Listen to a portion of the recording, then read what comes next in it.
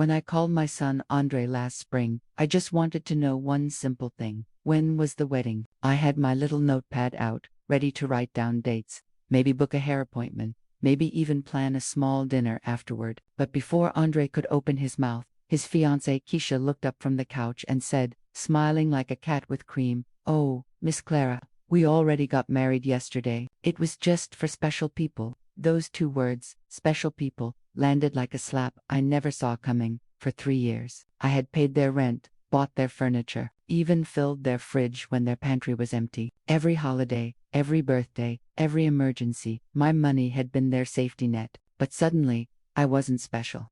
The lavender dress I'd bought for the ceremony hung useless in my closet, the shoes still in their box. I'd even set aside $1,000 to gift them on their big day. I imagined the pictures we'd take, my arm around my boy, the smile that would make all the sacrifices worth it.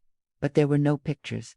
When I opened my phone later that night, I saw everything I wasn't meant to see: Keisha in her white lace gown, her parents smiling beside her, her friends raising champagne glasses, not one single sign of me. I felt the kind of cold that sinks straight into your bones. Andre mumbled something about keeping it intimate, but I could tell he didn't believe it either. His eyes wouldn't even meet mine that night. I sat in my kitchen under the soft hum of the refrigerator and stared at my reflection in the dark window. I thought about every sacrifice, every check, every phone call that started with, "Mama, can you help us just one more time?" And then, just like that, something inside me snapped quietly, but clean. A week later, my phone rang again. This time, it was Keisha, her tone trembling. "Miss Clara, the landlord's talking about eviction. You forgot to make the transfer." Forgot? No, I hadn't forgotten. I'd simply decided I was done. "Keisha," I said, calm as Sunday morning, "didn't I tell you? I only help special people now." The silence that followed was thick enough to touch. For once, it wasn't me on the edge of tears, it was her. When I hung up, I poured myself a cup of coffee and felt something I hadn't felt in years. Power. Quiet, steady power. But I didn't know that one word, no, would turn my son and his wife into something I'd never expected: enemies. The morning after that call, I woke up before the sun, not because I couldn't sleep, but because for the first time in years, I didn't need to sleep off worry. I brewed my coffee strong, the way Harold used to like it, and sat at my kitchen table. It was the same table where I'd written checks for Andre's rent, the same one where I'd balanced my books trying to stretch my retirement money a little further so my kids could be comfortable. But this time, instead of bills, I spread out my bank statements, page after page of transfers, receipts, and payments, all to them. Rent, $650 a month. Groceries and emergencies, about $250 every few weeks. That car I helped Andre buy, $1,000 down, never saw a dime back. Furniture for their place, another $2,500, and don't even get me started on Keisha's medical procedures. By the time I finished adding, I just sat there staring at the number, $36,200. That's what I had spent on them in 3 years. $36,000 that could have gone toward fixing my roof, replacing my old car, or maybe, just maybe, taking that trip Harold and I used to dream about before cancer took him. I could almost hear his voice then, steady, teasing, full of love. "Baby girl, you keep pouring from that cup, but who's filling it for you?" The truth burned. Nobody was thought all this time. I thought I was being a good mother, but I'd become something else entirely, a safety net. An ATM, with feelings. When my phone buzzed, I saw Andre's name light up the screen. Normally, that would have made my heart skip. This time, I let it ring, then ring again, and again, until the house fell quiet.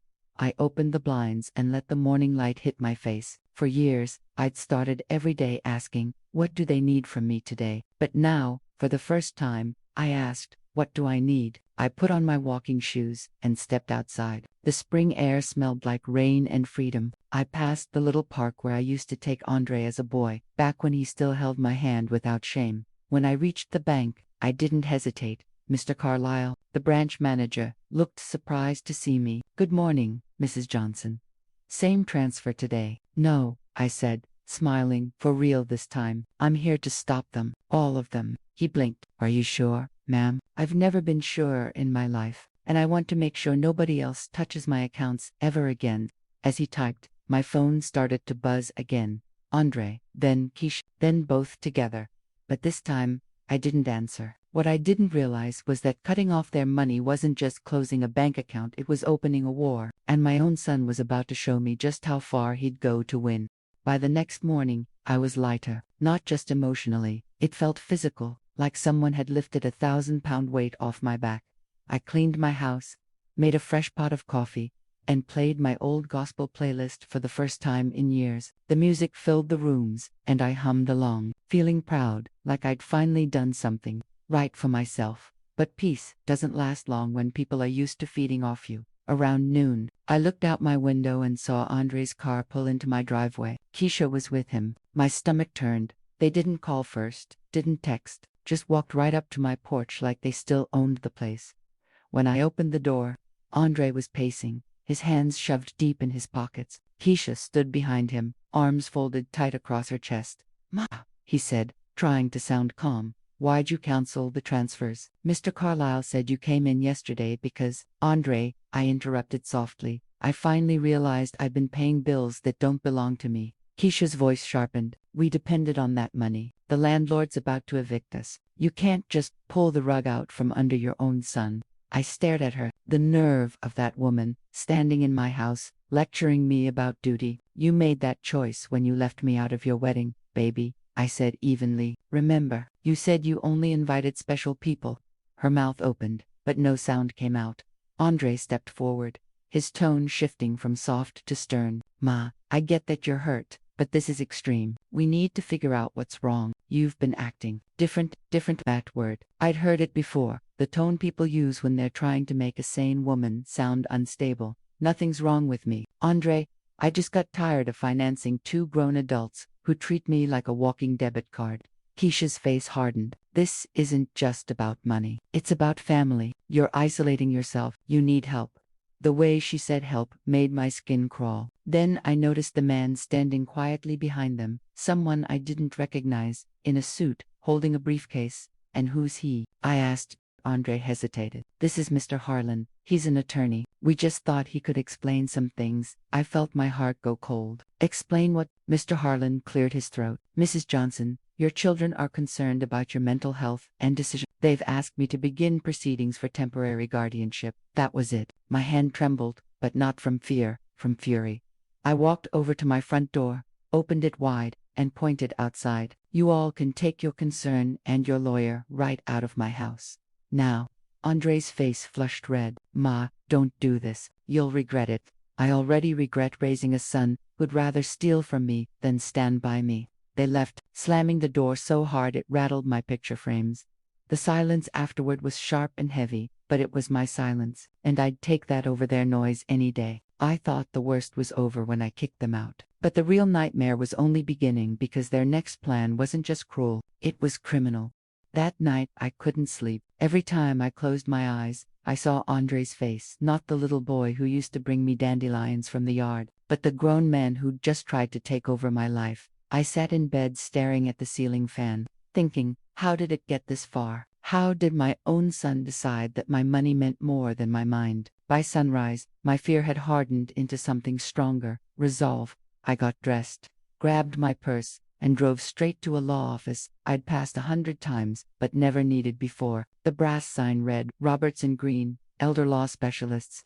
Inside, the receptionist smiled politely. "Do you have an appointment?" "No," I said, "but if I don't get help today, I might lose everything I've worked for."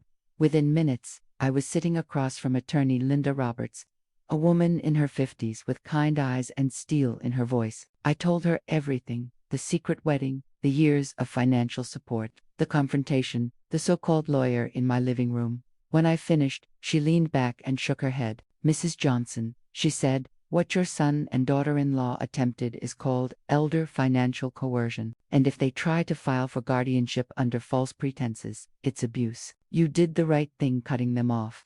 Her words hit me like sunlight through fog. I wasn't crazy. I wasn't cruel. I was right. "We'll start by protecting your assets," she continued. "We'll freeze any shared access, change your will, and file a restraining notice in case they show up again." I nodded slowly. "Do what you have to. I've spent my whole life protecting them. It's time someone protects me." After signing a stack of papers, I left that office lighter. The wind felt different when I stepped outside, cleaner somehow. Back home, I called a locksmith. By sundown, every lock on my doors had been changed. I even had a small security camera installed above the porch light. It felt strange, protecting my house from my own child, but necessary. That evening, as I was sipping tea, my phone buzzed again. A new number this time. Against my better judgment, I answered. "Miss Clara, it's Keisha. Please, don't hang up." Her voice was syrupy sweet, trembling just enough to sound sincere. "We just want to come by and make things right. Maybe dinner. You cook that peach cobbler Andre loves." I almost laughed. "Keisha, I'm not hungry, but tell me something. How much rent do you owe?" The silence stretched long enough to tell me everything. When she finally spoke, her voice cracked. 2 months. I smiled into the receiver. "Well, baby, I hope you learned to budget better than you learned to love." Then I hung up and blocked her number. I thought locking my doors would keep me safe, but the next time they came back, they wouldn't knock. They'd bring the law with them, and I'd be forced to fight like my freedom depended on it. It was a Wednesday morning when I heard the knock. Not the polite kind, the kind that rattles the glass. When I looked through the peephole, I froze. Andre stood on my porch in a pressed suit, his arm around Keisha, both of them looking far too confident. Beside them was a woman I'd never seen before, young, well-dressed, holding a folder and a fake, professional smile. I didn't open the door. "Can I help you?" I asked through the screen. The stranger spoke first. "Good morning, Mrs. Johnson. I'm Social Investigator Martin with the County Senior Services Division. We've received a report that you may be in an unsafe living situation, possibly under neglect." For a second, I couldn't even find my voice. "Unsafe? Who told you that?" Andre jumped in smoothly. "Mama, please don't get upset. We're just worried about you. You've been acting strange lately, cutting everyone off, making wild decisions." I stepped out on the porch, arms crossed. "Strange? You mean I stopped paying your bills? That kind of strange?" Keisha put on her best sad face. "Miss Clara, you don't have to be defensive. We just want to help." "Help," I said, laughing bitterly. "That's funny. Last time y'all tried to help, you brought a lawyer to steal my money." Ms. Martin shifted uneasily, clearly realizing this wasn't the story she'd been sold. "Ma'am, I just need to confirm, you're managing your daily needs, finances, medication, nutrition." "Oh, I'm managing just fine," I said. "Would you like to see my pantry? My fridge, my mind?" Andre sighed. "Mama, please don't make this hard. We're just trying to make sure you're okay." "You've been confused." That word again. Confused. The same word they'd used before to make me sound like a woman losing her mind. "Let me make something clear," I said, stepping closer. "The only people confused here are standing on my porch thinking I'll ever let them near my money again." Ms. Martin hesitated, then nodded awkwardly. "Thank you for your time, Mrs. Johnson. That's all I needed to see." Andre's face turned red. "Wait, you're just leaving?" "Yes, Mr. Johnson," she said. "Your mother seems perfectly capable. I'll close the report." They stood there speechless as she walked away. When her car disappeared down the street, I looked straight at Andre. "You tried to weaponize the system against me. Your own mama." He opened his mouth, but no words came out. "Get off my property," I said quietly. "And next time you bring strangers to my door, make sure they're not smarter than you." Keisha hissed, "You'll regret this, Miss Clara." I smiled, calm as ever. "Maybe, but at least I'll regret it on my own dime." They stormed off, tires squealing down the street. I stood there, watching until they were gone, then turned my porch light on, in the middle of the day. Not because I needed it, but because it felt symbolic. The light was staying on, and so was I. I thought they'd finally back off after that. Humiliation, but the next time I heard from them, it wasn't a phone call, it was a letter from the courthouse. The envelope came on a quiet Friday afternoon. It was thick, the kind that makes your stomach drop before you even open it. I saw the courthouse seal before I even read the name. My fingers shook just a little as I tore it open. Petition for guardianship of Clara Johnson. For a few seconds, I just stared at it, the words swimming in front of my eyes. Then I read the line beneath it, filed by Andre Johnson and Keisha Johnson. My own son, my flesh and blood, had gone to court to declare me incompetent. The world didn't spin, it cracked. I sat down slowly, the papers trembling in my hands. I'd expected anger, maybe more phone calls, maybe guilt trips, but they were trying to take my life on paper, my name, my decisions, my freedom. When I finally found my breath again, I called Linda Roberts, my attorney. She picked up on the first ring. Mrs. Johnson. Linda, I said, my voice shaking. They filed it. Guardianship papers. They actually did it. There was a short silence on her end. Then, her voice hardened. All right, listen carefully. Don't talk to them. Don't respond to anything. Bring me every document, every voicemail, every text. We'll fight this. By the time I reached her office, my fear had turned into fire. Linda flipped through the petition, her lips pressed tight. They're claiming erratic behavior, financial confusion, paranoia, social isolation.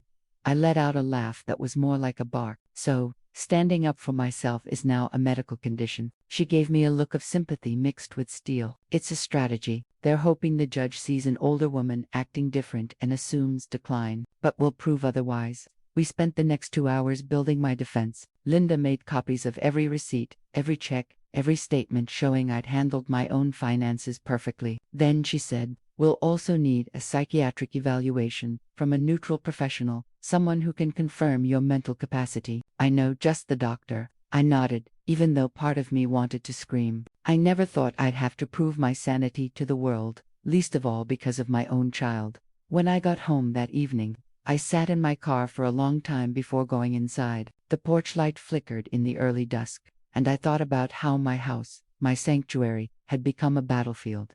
I wasn't scared anymore though, not really, because, for the first time, I understood something deeper than love or loyalty.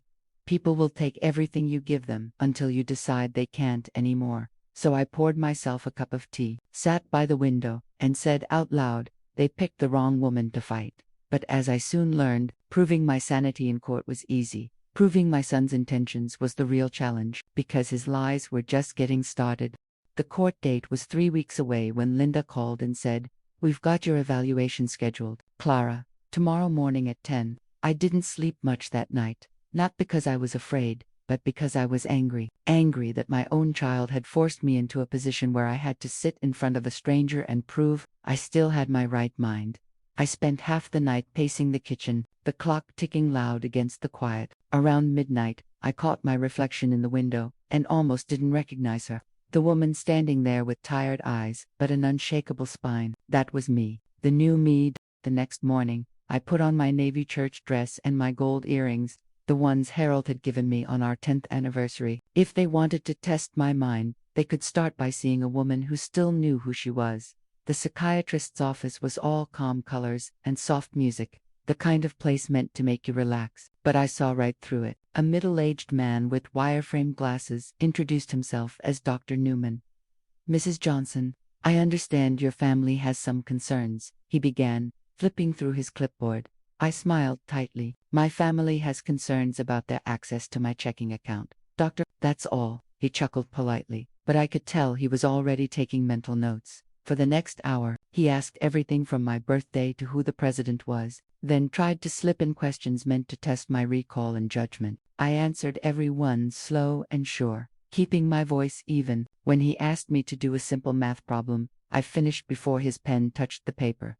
Finally, he looked up. Mrs. Johnson, can I ask one personal question? Go ahead. If your son believes he's helping you, why do you think he's doing this? I leaned forward, because, doctor, sometimes when people can't control you, they'll try to convince others you can't control yourself. He didn't write anything after that. He just nodded, the kind of nod that said he'd heard more truth than he expected.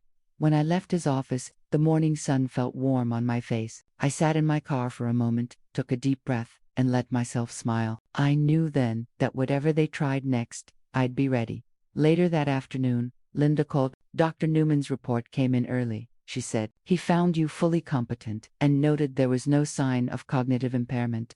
Bless that man, I said. But Linda's tone shifted. There's something else. Andre's lawyers just filed additional evidence, bank statements and texts. They're claiming you sent them money after you revoked the transfers, said you were confused.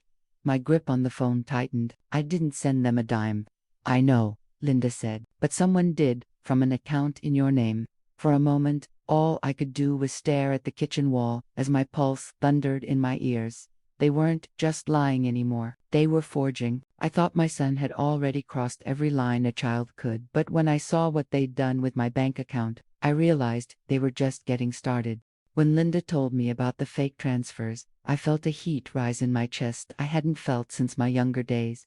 That kind of anger that shakes your bones but sharpens your mind.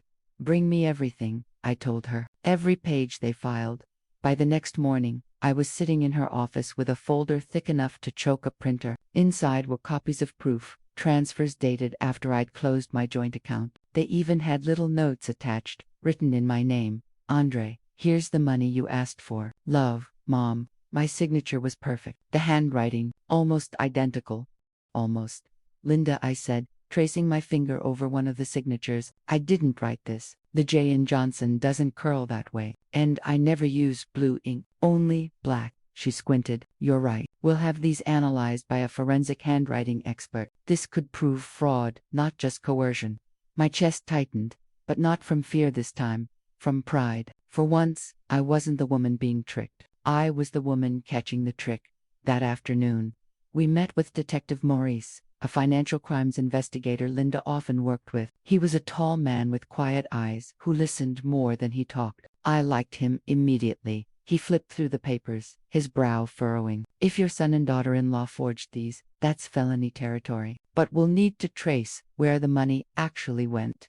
I frowned, but there was no money. Exactly, he said, which means whoever submitted these didn't expect anyone to verify. They thought your age would work against you, that no one would question their story. I couldn't help but laugh, bitter and tired. Well, they picked the wrong old lady.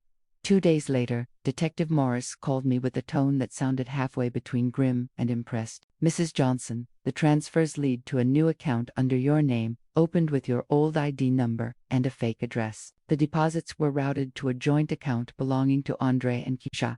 I closed my eyes. My son had stolen my name, my identity. When I hung up, I sat quietly in my living room. The clock ticked loud in the silence. I thought of Andre's first steps, his first day of school, the way he used to cry when he fell off his bike and I'd tell him, Mama's got you. Now, the boy who used to need me to tie his shoes had forged my name to take my life apart.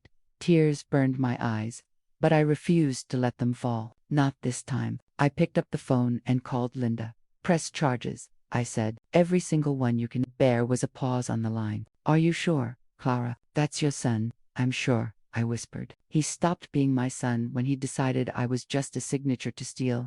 I thought pressing charges would finally end it, but when court day came, Andre didn't show up alone. He brought a story so convincing, even the judge started to doubt me.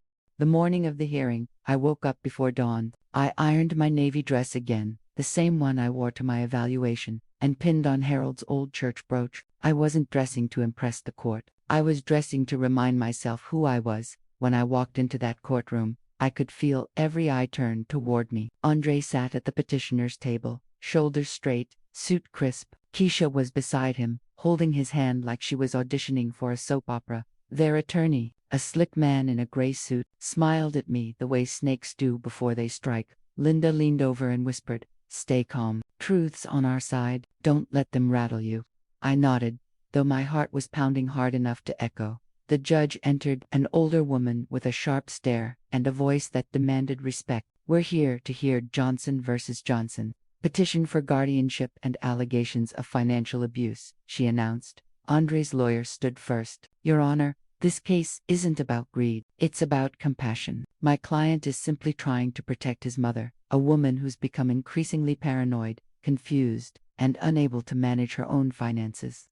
I felt my jaw tighten. "Paranoid," he continued. "We have evidence showing erratic money transfers, impulsive decisions, and uncooperative behavior with her family. We also have a record of concerning communications." Keisha stood up, tears glistening in her eyes. "She's not the same, Your Honor. We just want to make sure she's safe. We love her." The performance was so smooth I almost clapped. Then Linda stood. Her calm, even tone filled the room. "Your Honor, we have very different evidence. My client isn't confused. She's been targeted. These supposed money transfers were forged using a fake bank account and her stolen identification. We have handwriting analysis, bank verification, and a sworn statement from Detective Morris of Financial Crimes." The judge's expression shifted interest, replacing skepticism. Linda turned toward me. "Mrs. Johnson, can you tell the court in your own words what's been happening?" I took a deep breath, stood, and faced the judge. "Your Honor," I said, I raised my son alone after his father died. I worked 40 years as a nurse to build a life. But when I stopped paying his bills, he decided the best way to get my money was to call me crazy. They forged my name. They called social services. They even tried to take my home. All because I finally said one word they couldn't handle.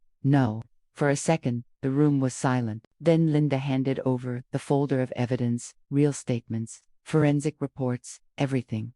Andre's lawyer flipped through it, his confidence melting like ice in the sun. The judge read in silence, then looked up at Andre. Mr. Johnson, she said sharply, these signatures don't match your mother's verified documents, and this new account appears to have been opened with fraudulent information. You want to explain that? Andre stammered. Keisha looked like she'd swallowed a lemon. The judge didn't wait. This court finds no evidence of incompetence. In fact, it appears you two may have engaged in criminal activity. Petition denied. I didn't cheer. I didn't even smile. I just sat there and let the truth settle. Like dust after a storm. As the bailiff called the next case, I caught Andre's eyes one last time. There was anger there, but also shame, and maybe, deep down, a flicker of something that used to be love. I thought walking out of that courtroom would be the end of it, but one last visit from Keisha would prove some people don't know when they've already lost. It had been 2 weeks since the hearing, and for the first time in years, my house was quiet in a good way. No phone ringing off the hook. No guilt-tripping texts. No unexpected knocks on the door. Just peace, and me learning how to enjoy it again. I started going on morning walks, watering my plants, even joining the ladies at church for bingo on Fridays. Every day, I felt a little stronger, a little freer then. One evening, just as I was putting a peach cobbler in the oven, I heard it. 3 soft knocks at the door. My stomach sank, not from fear, but from something deeper, instinct. When I opened it, there she was, Keisha alone, no makeup this time, no fancy outfit, just a wrinkled hoodie and red-rimmed eyes. Miss Clara, she said quietly, can I come in? I should have slammed that door right then, but something, maybe curiosity, maybe old habit, made me nod. 5 minutes, I said. She stepped inside, her hands fidgeting with the strings on her hoodie. The smell of cobbler filled the air, and for a brief, strange moment, it felt like the old days, before all the lies. I didn't come here to fight, she began. I just wanted to say I'm sorry. I raised an eyebrow. Sorry for what? The wedding, the lawyer, the forged bank accounts. She flinched. All of it. I swear, Miss Clara, I didn't know Andre was gonna go that far. I thought he just wanted to scare you a little, make you hand over control. I never meant for it to turn into court and detectives. I crossed my arms. You knew enough to stand beside him while he tried to ruin me. Her eyes filled with tears. He's gone. Miss Clara, packed up, said he needed to start over, left me with rent overdue and no job. For a moment, I didn't know what to feel. Pity, anger, maybe both. I guess life's funny that way, I said quietly. You tried to take my home, and now you don't have one. She nodded, eyes down. I deserve that. Silence hung heavy between us, broken only by the ticking clock. Then she looked up and whispered, You're stronger than I thought, Miss Clara. I hope I get there one day. I walked to the door and opened it. Strength comes when you stop waiting for someone else to give it to you. She hesitated, then stepped outside. Before she left, she turned back. You really don't hate me, do you? I thought about that for a long second. No, I said softly, but I don't owe you forgiveness, either. She nodded, tears spilling now, and walked away into the dusk. I stood there until she disappeared down the street, then closed my door for good. The oven dinged. The cobbler was done. I sat at the table, served myself a warm slice, and took the first real bite of peace I'd had in years. I didn't need anyone's permission to feel happy anymore. Not Andre's, not Keisha's, not anyone's. And that's when I realized something powerful. Sometimes freedom doesn't come with a bang or a fight. Sometimes it just comes when you finally stop answering the door. It's been 6 months since the day I closed that door on Keisha, and I can honestly say I've never felt more alive. The first few weeks were strange. I kept expecting the phone to ring with more drama, more pleading, more guilt, but it didn't. The silence that once scared me became something holy. Like peace finally decided I'd earned her company. I started taking long walks through the neighborhood again. People began to notice I was smiling more. Even the barista at the cafe down the street said, You look lighter, Miss Clara. And she was right. I joined a senior community group that helps older folks learn how to protect their finances. Funny thing, It used to be hard for me to say no. Now, it rolls right off my tongue like a hymn. I tell my story at workshops sometimes, about how love can turn into leverage when you're not careful. I always end the same way. Helping your children isn't wrong, but helping them destroy you, that's not love, that's surrender. Linda still checks in every now and then. She told me the investigation into the forgery is still ongoing, but I've made my peace with it. Justice takes time, and I've already won where it matters most. As for Andre, I haven't heard a word, not a call, not a letter. Some days that hurts. There's no sense pretending it doesn't, but I've stopped chasing the kind of love that demands I lose myself to keep it. One Sunday, after church, I found a small envelope on my porch. No name, just a single folded note inside. "I'm sorry, Mama. I see it now." No signature, but I didn't need one. I sat on the porch swing with that note in my lap, watching the wind move through the trees, and for the first time, I didn't cry. I just whispered, "That's enough." These days, I fill my house with music again. Gospel on the weekends, a little jazz when I cook. The walls don't feel lonely anymore. They sound like home. Every night before bed, I check that porch light, the one I turned on after I kicked them out. I keep it glowing, not as a beacon for anyone else, but as a reminder for me, because I learned something through all of this. Love shouldn't cost you your peace, and if it does, you're allowed to let it go. I used to think freedom came from forgiving others, but now I know. True freedom comes when you forgive yourself for letting them hurt you for so long. And as I turn off the lights each night, I smile, whispering the words that carried me through it all. I'm still here, still standing, still me.